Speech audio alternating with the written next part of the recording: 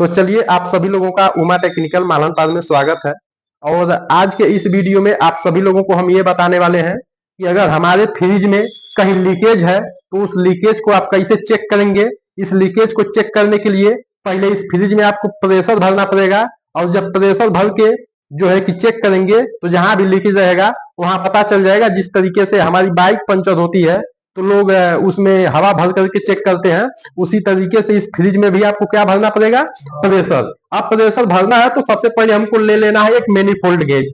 ठीक है, अब मैनीफोल्ड गेज का ये जो रेड वाला है ना, ये रेड वाला जो है इसको हाई प्रेशर गेज के नाम से जाना जाता है, और जो ये ब्लू वाला दिख रहा है इसको हम क्या बोलते हैं, लो प्रेशर गेज के नाम से जाना जाता है। तो जो लो प्रेशर गेज में आता है, लो प्रेशर गेज में सुई -30 तक भी आती है, और जो हाई प्रेशर गेज है इसमें सुई 0 से 500 तक पीएसआई होती है। अब हमको लीकेज को चेक करना है तो सबसे पहले इसमें प्रेशर भरना रहेगा। तो ये जो आपका मैनीफोल्ड गेज है, इस वाले पाइप को आप साइड हटा लीजिए, क्योंकि अभी हमको इस वाले पाइप का प्रयोग करना नहीं है, तो इसको आप साइड हटा दीजिए। चलिए साइड हो गया, हमको प्रेशर भी इसी दो पाइप से, मतलब इसी से काम हो जाएगा। तो सबसे पहले ये जो मैनीफोल्ड गेज का ये जो बीच वाली पाइप है इसको हम लगा देंगे कहाँ, आपके डीएल लाइन में, वैक्यूम कंप्रेसर के डीएल लाइन में। ये आपका डीएल लाइन हो गया। और ये जो आपका दिख रहा है ये जो ब्लू वाला, इसको हम लगा देंगे सिस्टम के चार्जिंग लाइन में।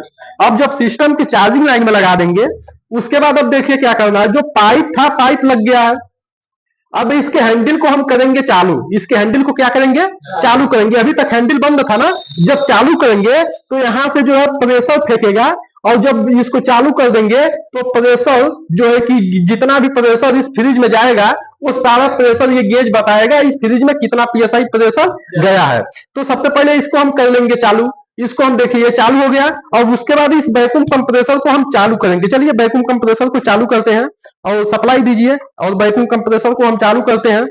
और आप देख सकते हैं अब ये जो है कि वैक्यूम कंप्रेसर चालू हो गया है। चालू हो गया है, कहीं ना कहीं ये सुई धीरे धीरे ऊपर की तरफ जा रही है। थोड़ा नजदीक से दिखाने का प्रयास करिएगा। जो सुई है थोड़ा थोड़ा ऊपर जाने का प्रयास कर रही है। अब ये ऊपर जा रही है तो इसमें प्रेशर कितना भरना है, इसमें प्रेशर भी बहुत ज्यादा नहीं भरना है।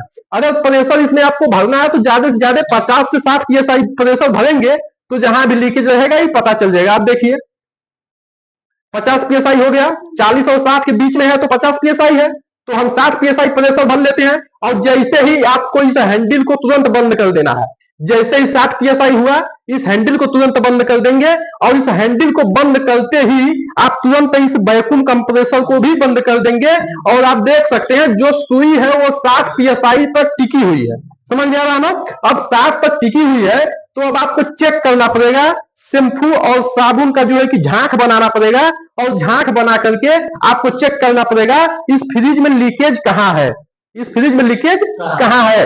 तो अब प्रेशर भरा गया है तो सबसे पहले हम वहां चेक करते हैं जहां हम फ्लेक्सिंग करते हैं तो ज्वाइंट मारते हैं। समझ में आ रहा ना, तो पहला फ्लेक्सिंग तो होती है हमारे कंडेंसर की, तो यहाँ भी ज्वाइंट है, तो यहाँ भी हमको लीकेज चेक करना पड़ेगा।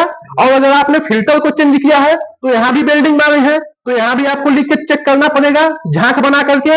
और उसके बाद जब आपने पूरे इवापोरेटर की फ्लेक्सिंग किया है तो यहाँ से जो है कि इसको काट के यहाँ से आपने फ्लेक्सिंग किया है, तो यहाँ भी आपने ज्वाइंट मारा है, तो यहाँ भी एक बार चेक कर लेंगे। तो हर जगह आप क्या करेंगे, साबुन या शैम्पू का झांक बनाएंगे और चेक करेंगे, और उसके बाद इस हैंडल को अच्छे से कस लेंगे, और फिर यहाँ भी एक बार चेक कर लेंगे कि यहाँ से कहीं प्रेशर तो नहीं निकल रहा है, क्योंकि अगर ये अच्छा से कसा नहीं रहेगा तब भी यहाँ से प्रेशर निकल सकता है। उसके बाद आप अगर नीचे की तरफ आ रही है तो ये समझिए एक बार इसके अंदर जब आप जाएंगे, इसके दरवाजे को खोलेंगे तो जहां बर्फ जमता है, कूलिंग कॉइल, जिसको इवापोरेटर फ्रीजर कूलिंग कॉइल के नाम से जानते हैं, तो उसको भी एक बार आप कान लगा के चेक करेंगे। अगर सनसनाहट की आवाज आ रही, वहां कहीं लीकेज है तो आपको इवापोरेटर चेंज करना पड़ेगा। अगर इवापोरेटर में लीकेज आए तो इवापोरेटर को तो 100% चेंज करना ही पड़ेगा, और कोई ऑप्शन नहीं है। एक अपॉक्सी आता है कि अगर आपने इवापोरेटर पर लगा दिया तो लीकेज रुक सकता है, लेकिन इसकी कोई 100% गारंटी नहीं होती है। इसलिए सबसे अच्छा पड़ता है कि आप इवापोरेटर को चेंज ही कर दीजिए। उसके बाद आपने झांक बना दिया। अब लीकेज को चेक करने के लिए एक छोटा कपड़ा लेंगे और इसमें साबुन या शैम्पू का झांक बनाएंगे। तो एक बार यहाँ भी चेक करेंगे कि यहाँ तो नहीं कहीं लीकेज है, यहाँ भी चेक कर लेंगे। प्लस यहाँ जहाँ फिल्टर है यहाँ भी चेक कर लेंगे, यहाँ भी चेक कर लेंगे। कि कहीं जो है कि लीकेज तो नहीं है, और फिर आपको यहाँ भी एक बार चेक कर लेना है, और जहां आपकी लास्ट फ्लेक्सिंग हुआ था एवापोरेटर का, एक बार यहाँ भी आपको जो है कि झांक बना के चेक करना है। उसके बाद चेक कर लेना है। उसके बाद कम से कम 20 मिनट आधे घंटे तक इस सुई को आपको, इस हैंडल को बंद करके रखना है। अगर सुई नीचे आ रही है तो इसका मतलब कहीं ना कहीं आपके सिस्टम में लीकेज है। अगर सुई नीचे नहीं आ रही है, उसी पर टिकी हुई है, तो ये समझिए कि इस सिस्टम में लीकेज नहीं है। तो इसको एक बार 15-20 मिनट तक इंतजार करके देख भी लेंगे कि क्या सुई नीचे तो नहीं आ रही है। तो आप देख सकते हैं सुई जितना प्रेशर हम भरे थे और उतना प्रेशर अभी भी ये टिका हुआ है, ये सुई नीचे नहीं आ रही है। इसका मतलब क्या हुआ, इस सिस्टम में लीकेज नहीं है। समझ में आ गया सभी लोगों को। अगर फ्रिज में प्रेशर भरना है तो भर लेंगे, कोई दिक्कत नहीं है। चलिए, इस वीडियो को देखने के लिए आप लोगों का बहुत बहुत धन्यवाद। मुझे यकीन होगा, उम्मीद होगा इस वीडियो को देखने के बाद फ्रिज में प्रेशर भर करके फ्रिज का लीकेज को आप चेक कर सकते हैं। अगर फ्रिज में लीकेज को चेक करने के लिए प्रेशर भरने में अभी भी किसी प्रकार की दिक्कत है तो आप कमेंट बॉक्स में बता सकते हैं। बाकी इस चैनल पर अगर नए हो तो इस चैनल को सब्सक्राइब कर लें। इस वीडियो को देखने के लिए आप सभी लोगों का बहुत बहुत धन्यवाद।